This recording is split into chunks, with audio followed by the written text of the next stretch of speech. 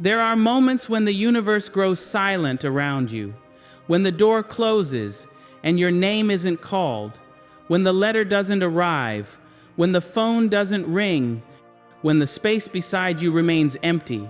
I know that silence. I've lived in its echoes too. Sometimes, not being chosen feels like more than rejection, it feels like erasure. As if the very essence of who you are wasn't enough to be seen, to be held, to be wanted. My dear sister, I see you there, in that space of invisibility, wondering if you'll ever be enough. Have you ever noticed how rejection doesn't just happen once? It echoes. It reverberates through the chambers of your heart, growing louder in the night when everything else falls quiet.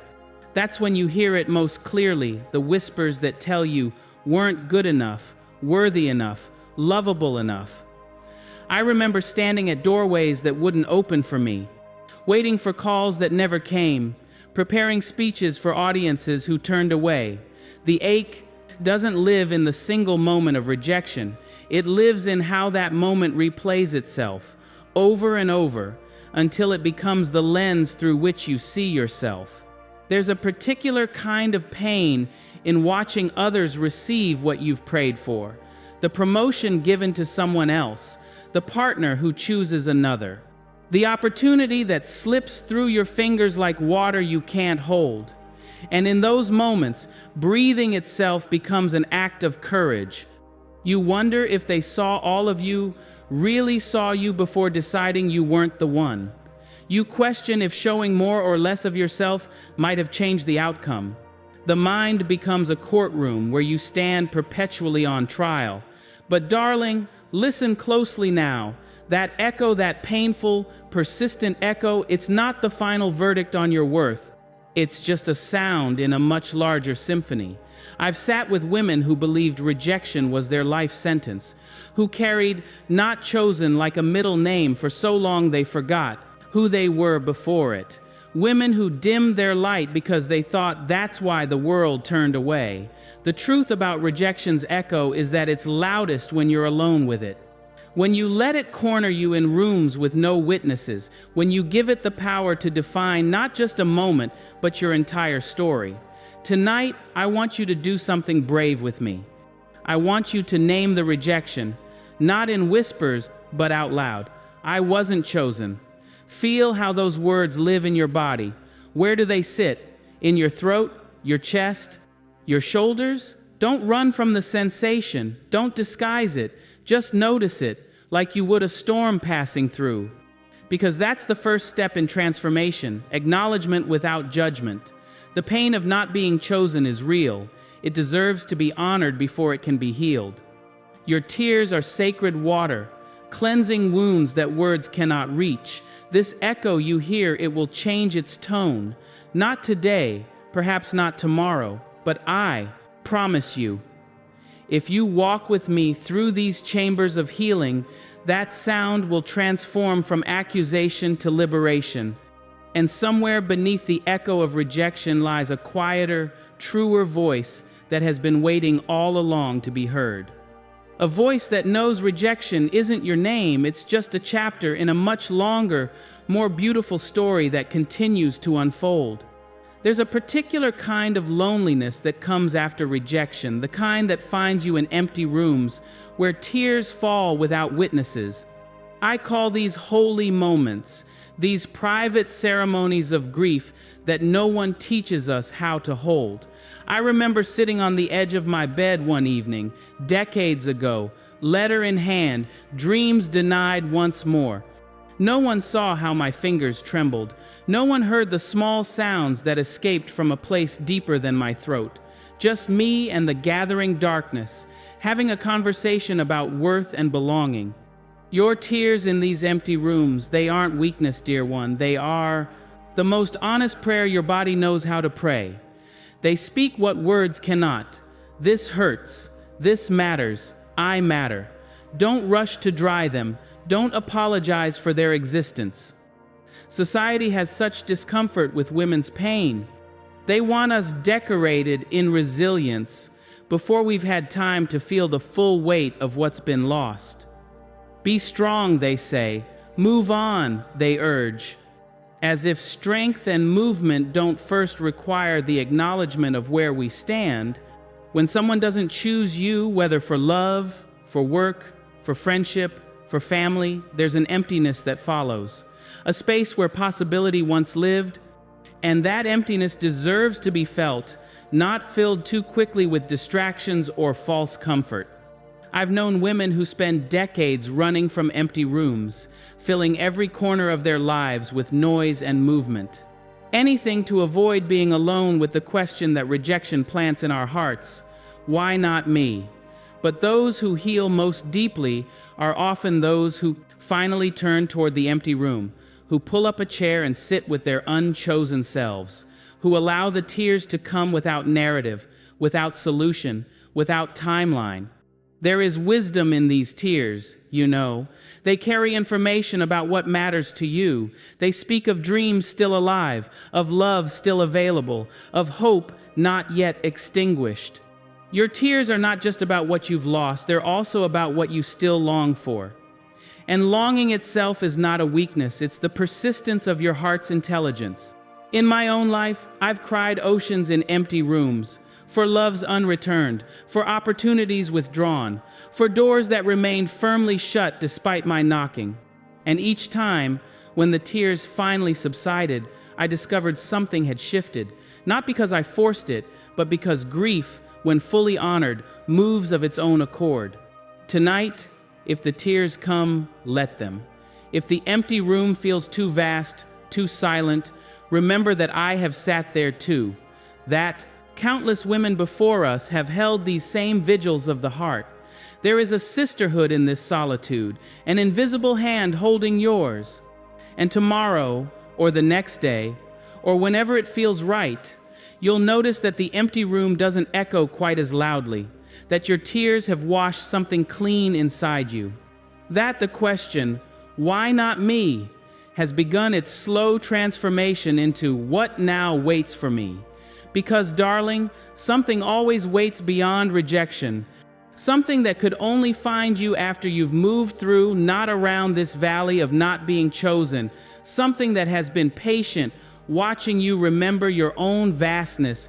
There is something particular about the feeling of not being chosen that makes you wonder if you're truly visible in this world. Have you felt it? That sensation of becoming transparent, as if the very substance of who you are has thinned to gossamer.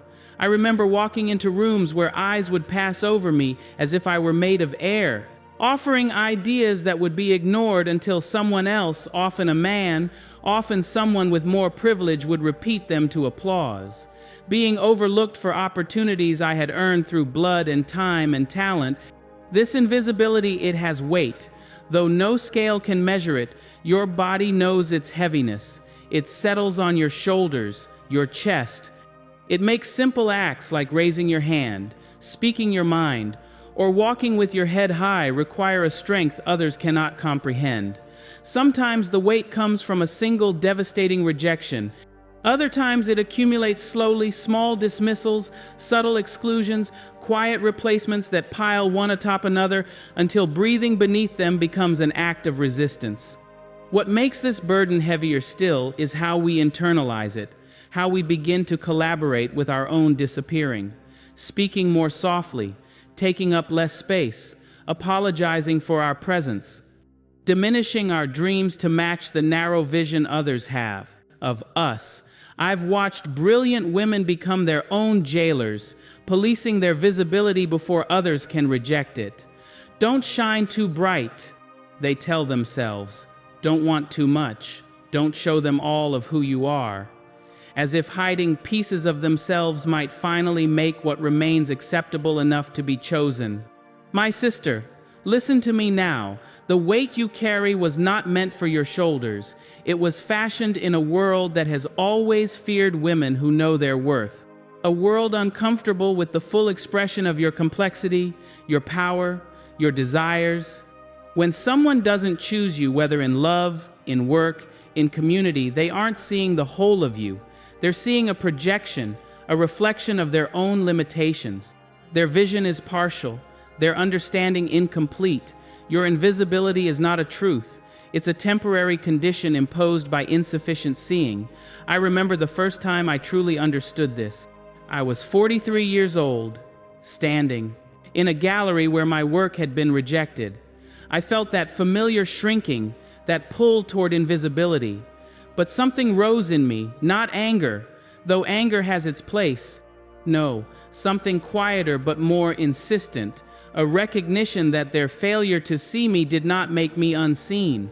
The truth is, darling, you have never been invisible, not really. What they didn't choose was merely what they could perceive, which is always less than the magnificent totality of who you are. And here is the secret that transformed me. We must learn to see ourselves first, to witness our own depth, complexity, beauty, and worth without waiting for external validation. To become so familiar with our own light that when others cannot see it, we don't question its existence, we question their vision. This isn't easy work. The weight of invisibility doesn't lift in a single moment of realization. It releases gradually as you practice the radical act of witnessing yourself, of speaking your truth even when voices drown it out, of creating even when no one commissions your art, of loving even when that love isn't reciprocated in the way you hoped. Today, I invite you to place your hand on your heart and whisper, "I see you." Feel the weight shift, just slightly, not gone but redistributed. Carried now with the knowledge that the most important recognition comes from within. When the world doesn't choose you, when doors close and opportunities pass, there's a temptation to uproot yourself, to discard the parts of you that seem unwanted, to trim away what others couldn't appreciate, to become smaller, more palatable, less yourself. I've watched women transform themselves after rejection, new haircuts, new wardrobes, new voices, new dreams. Sometimes these changes are liberation, yes, but other times they are erasure, a desperate attempt to become someone who might finally be chosen. But darling, listen to what the oldest trees know. It's not the branches that ensure survival, it's the roots, those hidden, patient networks reaching deep into the soil of your existence. The parts of you that no one sees but that hold you steady when storms come. Your roots remember who you were before rejection taught you to doubt yourself. They remember your original voice before you modulated it for others' comfort. They remember your dreams before you trimmed them to fit others' expectations. They remember your worth before the world assigned it a conditional value. I spent years of my life trying to become someone else, someone more acceptable, less threatening, more likely to be chosen. I softened my opinions, quieted my laugh, gentled my ambitions. And do you know what happened? I became a stranger to myself, a woman I wouldn't recognize if I passed her on the street.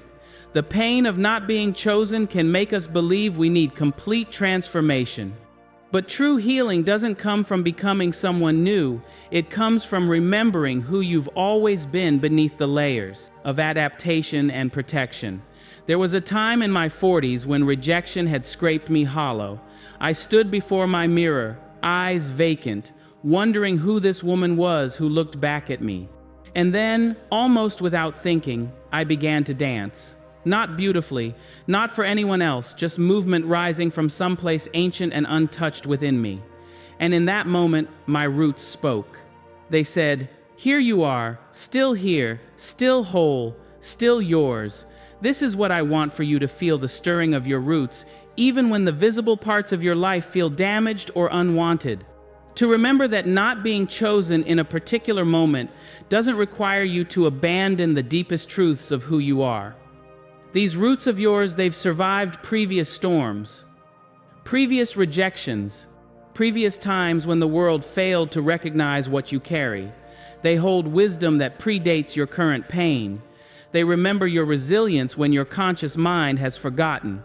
Tonight, I invite you to place your feet firmly on the ground, to feel the invisible connections between your body and the earth that has held every woman who came before you, women who weren't chosen, women who were overlooked, women who were dismissed, women who nevertheless persisted in being fully, unapologetically themselves. Your roots remember their strength, too. Your roots remember the lineage of survival you come from. Your roots remember that being unchosen in certain moments doesn't make you unworthy of eventual recognition. When I finally stopped trying to become someone else, when I reclaimed the voice, the dreams, the presence that were authentically mine, that's when my life changed. Not because suddenly everyone chose me, but because I had chosen myself. I had remembered what my roots always knew. The deepest healing from rejection comes not from transformation, but from reclamation. From saying, "This pain has changed me, but it hasn't erased me. My essence remains. My truth persists. My roots still hold." There comes a moment in the journey through rejection when something shifts inside you, not with fanfare or declaration, but in the quiet hours when no one is watching. A subtle revolution begins one thought at a time, one boundary at a time, one act of self-recognition at a time. I call this the quiet revolution. The moment when you stop asking, "Why wasn't I chosen?" and begin asking, "What am I choosing now?" This shift rarely announces itself dramatically. You might notice it first in small decisions. Perhaps you decline an invitation that once you would have accepted out of fear or obligation. Perhaps you speak an uncomfortable truth when silence would have been easier. Perhaps you simply rest when you need to, without apology. These may seem like insignificant acts, but they are not. They are the first stirrings of a woman reclaiming her power from the hands of rejection. I remember my own quiet revolution. It began on a Tuesday afternoon, unremarkable in every way. I was sitting at my desk, considering yet another compromise to make myself more acceptable, more likely to receive the approval I craved. And suddenly, like a bubble breaking the water's surface, a thought arose. What if I am already enough? Not a shout, not even a complete conviction. Just a question that created enough space for something new to emerge. The world teaches us that our value increases when we are chosen by lovers, by employers, by audiences, by communities. That external selection is the measure of our worth. We learn to orient our lives around these moments of being picked or passed over, as if they contain the truth of who we are. My sister, the quiet revolution begins when you question this premise, when you consider the radical possibility that your worth exists independent of anyone's ability or willingness to recognize it. This isn't about denying pain or pretending rejection doesn't hurt. It's about refusing to make rejection the central narrative of your life. It's about shifting from reaction to creation. For me, the quiet revolution unfolded over months and years. Some days I felt its power clearly standing in my truth, even when it made others uncomfortable. Other days I reverted to old patterns, seeking validation, fearing invisibility, questioning my worth. Revolution isn't linear. It doesn't move cleanly from one state to another. It spirals, returns, retreats, and advances again. Some mornings you'll wake feeling its certainty in your bones. Others you'll wonder if any change has occurred at all. But beneath these fluctuations, something fundamental is shifting. The ground beneath your feet is becoming more stable. The lens through which you view rejection is clarifying. I've sat with women in the midst of their quiet revolutions. Women discovering that they can survive, even thrive, without the approval they once thought essential. Women realizing that some doors close not because they are lacking, but because they are too expansive for certain spaces. Women learning that their unchosen state in particular contexts doesn't diminish their chosen state in life itself. This revolution asks much of you. It demands that you question beliefs you've held since childhood, that you examine the messages embedded in rejection's painful stories, that you distinguish between constructive feedback and harmful judgment, that you develop discernment about whose opinions truly matter, but what it offers in return is freedom. Not the absence of pain, not immunity from future rejection, but the liberation of knowing that rejection no longer defines your value, that being passed over no longer determines your path. Tonight, as you sit with these words, I invite you to notice any small stirrings of your own quiet revolution, any subtle shifts in how you perceive yourself and your unchosen moments, any whispers of a new possibility emerging. Remember, revolutions begin long before they're visible to others.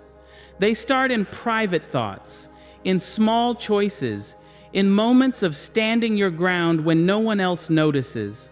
They begin when you choose yourself, even as the echo of not being chosen still sounds in your ears. There's something about rejection that shatters us, that breaks what felt whole into jagged, painful pieces. I've held these shards in my own hands, turned them over, felt their edges cut into my skin, wondered if anything beautiful could ever emerge from such brokenness. When you're not chosen, when someone decides you aren't what they want or need, it can feel like the universe itself has rendered a verdict, as if some essential quality within you has been judged and found wanting. The breaking feels absolute, irreparable. I remember a particular rejection in my 42nd year, an opportunity I had prepared for, prayed for, reached for with everything I had. When it didn't come, something in me shattered so completely I thought I might never find all the pieces again.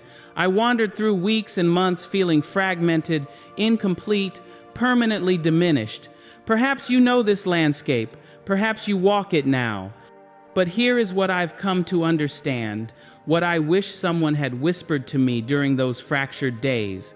Brokenness has its own particular magic, a transformative power that wholeness alone cannot access. There is a Japanese art form called kintsugi. When pottery breaks, artists repair it with gold, highlighting rather than hiding the cracks. They understand what we so often forget, that repair isn't about erasing damage. It's about honoring how an object's history becomes part of its beauty. You, my sister, are not pottery. You are far more miraculous, far more resilient. But the principle remains. The places where rejection has broken, you need not be hidden or denied. They can become the very lines along which your light most powerfully shines. I've watched women transform the shards of rejection into constellations of their own making, using pain not as an endpoint but as material for creation. The novel written after the publishing rejection, the business launched after being passed over for promotion, the community founded after exclusion from existing ones, the self-love practiced after romantic abandonment. This isn't about toxic positivity or denying grief. It's about recognizing that brokenness changes what's possible. It creates new edges, new facets, new ways for light to enter and reflect. It removes the limitation of having to remain uncracked. When I finally emerged from my own shattering, I found myself with new capacities, greater compassion for others' pain, deeper insight into what truly mattered, a voice that resonated with authenticity because it had known silence, strength not despite my breaks, but through them, because of them. What if, and stay with me here, even if it seems impossible now, what if the rejection that broke you open is actually clearing space for something truer to emerge? What if these painful shards are being rearranged into a constellation uniquely yours, visible to those who need your particular light? I don't say this to diminish your pain. The breaking hurts. The reconstruction demands labor that you didn't ask for, that may feel unfair. I would never pretend otherwise. But I have witnessed too many resurrections to believe that brokenness is the end of your story. I have seen too many women rise from the ashes of rejection to shine with an authenticity they couldn't access before the fire. Tonight, I invite you to gather your shards gently, to examine them not just for their sharp edges, but for how they catch the light in ways your unbroken self never could. To consider that perhaps, In the reconstruction that follows rejection, you aren't just putting yourself back together, you're arranging yourself into a new pattern, a personal constellation that will guide not just your way forward, but perhaps others as well. When I look at you, I don't see someone permanently diminished by not being chosen. I see broken glass transforming into stars. I see light finding new pathways. I see a woman in the process of becoming something the world has never seen before, something it desperately needs, whether it knows it yet or not. There comes a time in the journey through rejection when you must become your own witness. When waiting for others to see your value, to choose you, to validate your existence becomes a burden too heavy to carry any further. This is when you begin to plant the garden of self-recognition. I know something about gardens, about how seeds require darkness before reaching for light, about how growth isn't linear but spirals in its own time, about how even the most carefully tended plants will face seasons of drought and flood, about how resilience isn't the absence of damage but the capacity to flourish despite it. When the world hasn't chosen you, when doors remain closed, when opportunities pass to others, when love flows elsewhere, you stand at a crossroads. You can continue waiting for external validation, or you can begin the sacred practice of choosing yourself. This isn't the shallow self-love sold in glossy magazines. This is deeper work. This is recognizing your own complexity, your contradictions, your growth edges, and your gifts, and claiming all of it as worthy of care. This is becoming both the gardener and the garden. I remember when I first began this practice. I was sitting at my dressing table, looking in the mirror after a particularly painful rejection. The reflection showed a woman trying so hard to be what others wanted that she'd forgotten who she was. And in that moment, I did something that changed everything. I looked into my own eyes with genuine curiosity, not judgment, not despair, just openness to discovering who actually lived behind those eyes. That moment became a practice, a daily tending, noticing what made my heart expand, what brought me alive, what wisdom lived in my body, what truth resonated in my voice when I wasn't modulating it for others' comfort. Self-recognition doesn't happen in a single dramatic moment. It unfolds gradually, like a garden through changing seasons. Some days you'll feel its fullness, the absolute certainty of your own value. Other days you'll question whether anything is growing at all. But beneath the surface, roots are always extending. The invisible work continues even when you can't perceive it. This garden requires specific tending.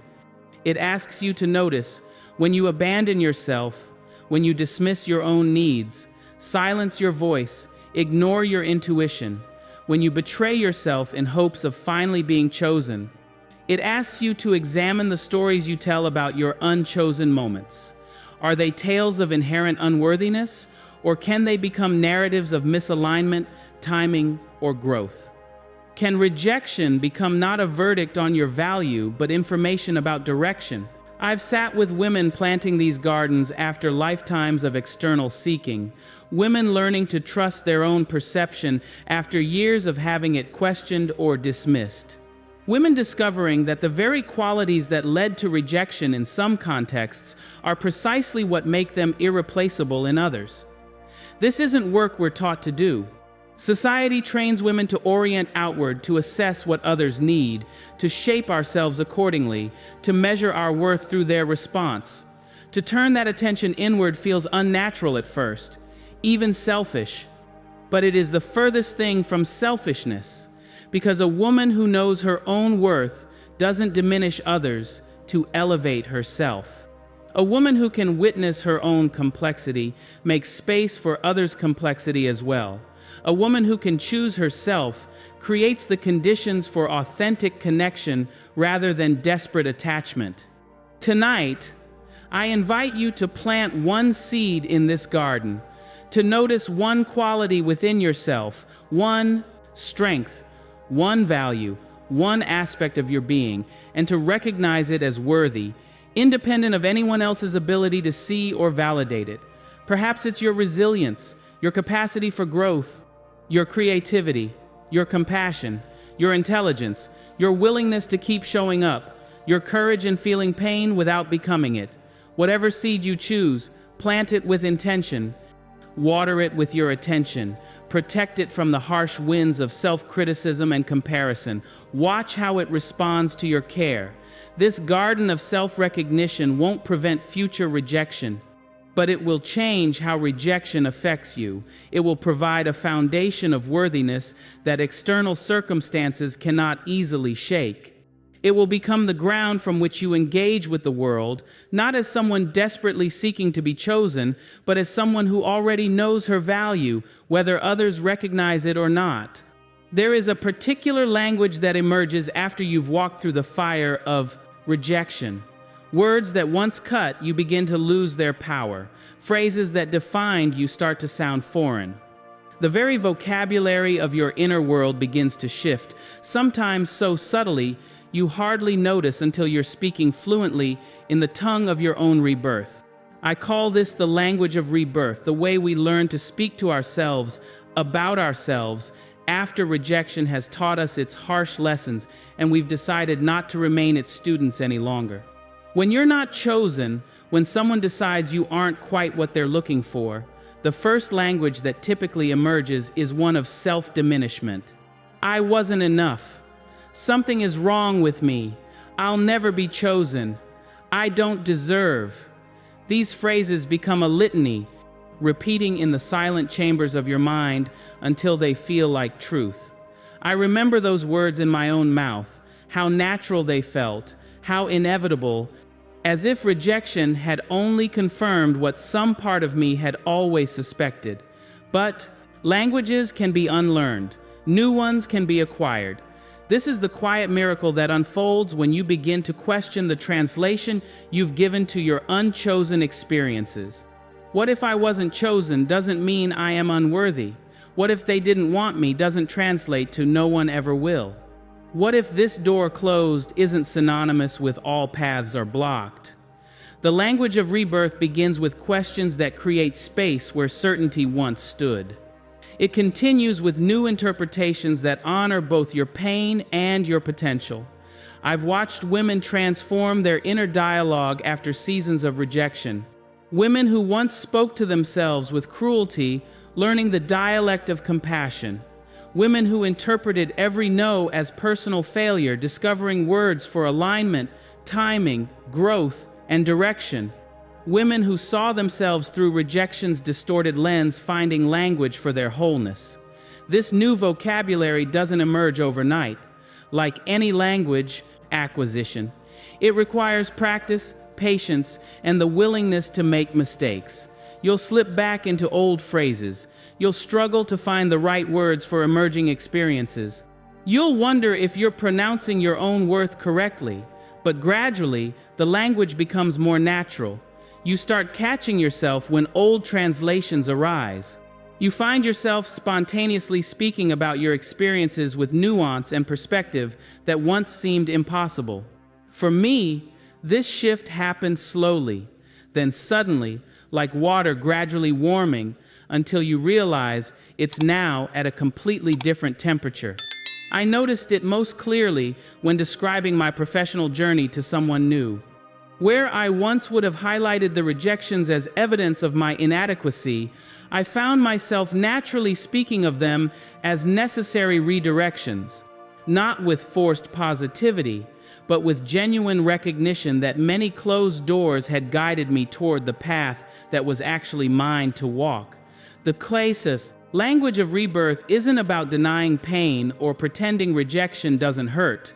It's about developing a vocabulary sophisticated enough to hold both the wounding and the wisdom, both the loss and the liberation that can eventually come from not being chosen.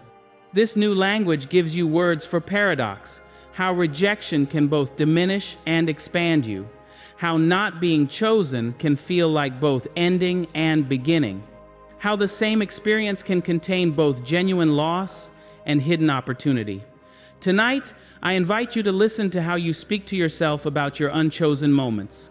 What translations have you been making? What assumptions are embedded in your phrases? What words do you use most frequently to make meaning of rejection? Then, with gentleness, consider what new language might better serve your healing.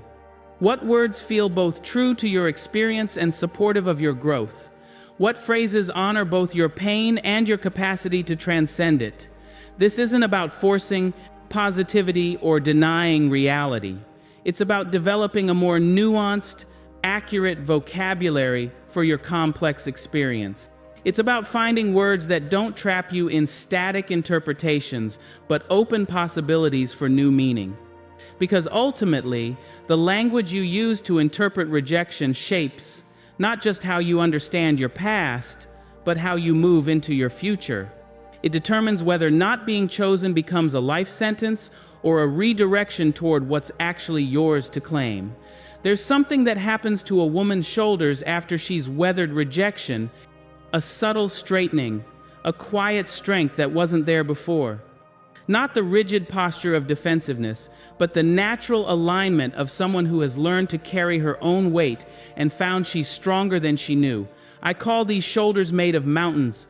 They've been shaped by pressure, formed through resistance, sculpted by the very forces that once threatened to diminish them. When you're not chosen, when someone decides you aren't what they want or need, the first instinct is often to collapse inward, to make yourself smaller in response to feeling overlooked. I've watched women physically shrink after rejection, as if their bodies are trying to protect their wounded hearts. I've done this myself, curled my shoulders forward, lowered my gaze, made myself less visible in a world that already struggled to see me clearly. But something remarkable happens when you move through rejection rather than getting stuck in it. Your body begins to remember its natural dignity. Your spine recalls its inherent wisdom. Your shoulders find their true width, not expanded through bravado or contracted through shame, but simply occupying the space they were designed to fill. This transformation isn't about becoming hardened or impenetrable. Mountains aren't just strong, they're also breathtakingly vulnerable to the elements. They don't resist the rain or snow or wind. They receive these forces and are gradually reshaped by them. Your shoulders made of mountains will still feel pain. They'll still register the weight of difficult experiences. But they'll carry that weight differently, not as a crushing burden, but as the natural consequence of living fully in a world where not everyone will choose you, see you, or value what you offer. I remember noticing this change in myself during a particularly challenging period of my life. After a series of professional rejections, I caught my reflection in a store window while walking down a busy street. The woman looking back at me wasn't diminished or defeated, though I certainly felt both emotions. She stood with quiet dignity. Her shoulders weren't raised in tension or hunched in protection. They were simply present, solid, grounded. In that moment, I recognized something profound. The rejections hadn't reduced me. In some essential way, they had expanded my capacity to exist fully, even when that existence wasn't validated by others' choices. This isn't about pretending rejection doesn't hurt.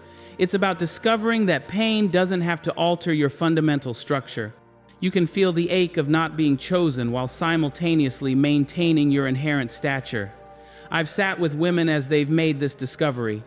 Women who entered our conversation physically contracted by rejection, and gradually, as they spoke their truth and had it witnessed, began to occupy their bodies differently. Their shoulders relaxed but didn't collapse. Their spines lengthened naturally. Their gestures became more open, more authentic. Not because they'd forgotten the pain, but because they were learning to carry it with dignity rather than shame. This embodied transformation reflects an inner shift from "I am what happens to me" to "I am how I carry what happens to me." From defining yourself by instances of rejection to recognizing yourself in how you move through them. Tonight, I invite you to notice your physical response to memories of not being chosen. How does your body hold these experiences? Where do you feel contraction, heaviness, collapse? There's no judgment here, just curious, compassionate observation. Then, with gentleness, invite your body to remember its natural dignity. Feel the earth beneath your feet, supporting you regardless of who else does or doesn't. Notice the space around your heart, how it expands with each breath, even when that heart feels heavy. Allow your shoulders their full width, neither puffed up in defense nor collapsed in defeat. This isn't a performance of confidence or a denial of pain. It's simply allowing your physical form to express what's becoming true on deeper levels. That rejection shapes but doesn't define you. That not being chosen in certain contexts doesn't diminish your inherent stature. That your worth isn't determined by external validation, but by how authentically you occupy your unique space in the world. Mountains don't ask permission to exist. They don't apologize for their height or width. They don't shrink when storms come. They simply stand in their nature, weathering what comes, transformed by it but fundamentally undiminished. Your shoulders are learning this wisdom now. Allow them their becoming. There comes a moment in healing from rejection when you're ready for the most intimate reunion of all, the one with your shadow. Those aspects of yourself that rejection taught you to hide, to deny, to push away. The parts deemed too much or not enough. The qualities that seem to invite exclusion rather than belonging. I call this dancing with your shadow, learning to move in harmony with all of yourself, even the aspects that others couldn't or wouldn't embrace. When you're not chosen, when someone decides you aren't what they want or need, there's a natural tendency to analyze what went wrong, to identify which parts of yourself to blame for the rejection. Then, in an attempt to protect yourself from future pain, you begin a subtle but profound self-abandonment, hiding your intensity, tempering your ambition, softening your opinions, quieting your laughter, denying your needs. These rejected parts don't disappear. They become your shadow, following you even as you pretend they don't exist. I remember how meticulously I cataloged my unacceptable qualities after significant rejections. My voice was too strong, my presence too commanding, my emotions too vivid, my needs too numerous, my ambitions too vast. In trying to become someone who would never again face rejection, I created an internal war between who I actually was and who I thought I needed to be. Perhaps you know this war. Perhaps you're fighting it now. But here is what I've come to understand. The parts of yourself that have been rejected by others are often precisely the parts that carry your greatest gifts, your deepest wisdom, your most authentic power. The very qualities that make you too much for some are exactly what make you irreplaceable to others, including, most importantly, yourself. This final phase of transformation isn't about becoming someone new. It's about reclaiming all that you've always been. It's about gathering every fragment of yourself that rejection scattered and recognizing each one as essential to your wholeness. I've watched women make this sacred reclamation. Women who were told their sensitivity was weakness, discovering how it enables profound empathy and intuition. Women whose ambition was deemed threatening, recognizing it as the fuel for meaningful contribution. Women whose bodies were rejected, embracing their physical form with newfound appreciation for its resilience and wisdom. This reunion isn't always graceful at first. When you've spent years avoiding certain aspects of yourself, learning to dance with them takes practice. There will be missteps, moments of reverting to old patterns of self-rejection, days when the shadow feels too heavy to embrace. But gradually, a new rhythm emerges. You find yourself expressing qualities you once hid, not with defiance or apology, but with simple authenticity. You discover that what you thought were liabilities are actually assets in the right contexts, with the right people, in service of the right purposes. For me, this dance became possible only after I stopped seeking universal approval and began asking different questions. Who sees my so-called too much as exactly enough? What work requires precisely the qualities others have rejected? How might my shadow actually be my light, simply cast in directions others weren't ready to look? As these questions replaced "what's wrong with me?", I found myself drawing different people, opportunities, and experiences into my life. Not because I had become someone new, but because I had finally stopped hiding who I'd always been. This dance with your shadow doesn't mean you'll never again face rejection, but it fundamentally changes your relationship to being unchosen. When you've reclaimed all parts of yourself as valuable, others' inability to see that value becomes their limitation, not your deficiency. Tonight, I invite you to identify one quality in yourself that rejection taught you to hide or deny. One aspect of your being that you've relegated to shadow because someone couldn't appreciate its worth. Perhaps it's your ambition, your sensitivity, your intelligence, your need for solitude, your desire for recognition, your creative vision. Whatever it is, consider how this quality, when expressed authentically, when channeled purposefully, might actually be essential to your unique contribution. How it might attract the very opportunities, relationships, and experiences that are genuinely aligned with who you are. This isn't about becoming immune to the pain of rejection. It's about recognizing that the greatest pain comes not from others failing to choose us, but from failing to choose ourselves wholly, unapologetically, inclusively. The truest transformation of rejection's pain into strength comes when you refuse to reject any part of yourself in response to others' limitations. When you gather all your fragments, the celebrated and the scorned, the embraced and the excluded, and declare them equally worthy of expression and care. Because ultimately, learning to dance with your shadow isn't just healing, it's liberation. It's the freedom to move through the world as your complete self, to offer your unique gifts without diminishment, and to recognize that while not everyone will value what you bring remains invaluable. The journey from the echo of rejection to dancing with your shadow isn't linear. It spirals, circles back, moves forward in unexpected leaps. There will be days when old pain resurfaces, moments when not being chosen still stings sharply, times when you question everything you've learned. This doesn't mean you're failing at transformation. It means you're human, moving through a human experience with all its complexity and contradiction. What matters isn't perfection, but direction. Are you gradually moving toward greater self-recognition, self-compassion, self-trust? Are you slowly reclaiming the parts of yourself that rejection taught you to abandon? Are you increasingly able to distinguish between others' limitations and your own worth?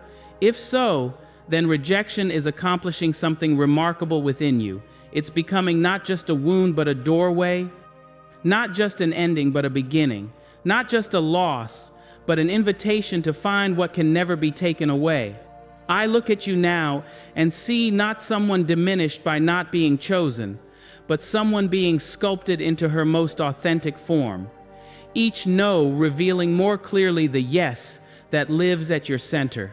Each closed door focusing your steps toward the path that's genuinely yours to walk. This is not the end. It's just the moment when you recognize that what others didn't choose in you may be precisely what the world most deeply needs. And that recognition itself is a kind of blooming that no rejection can prevent.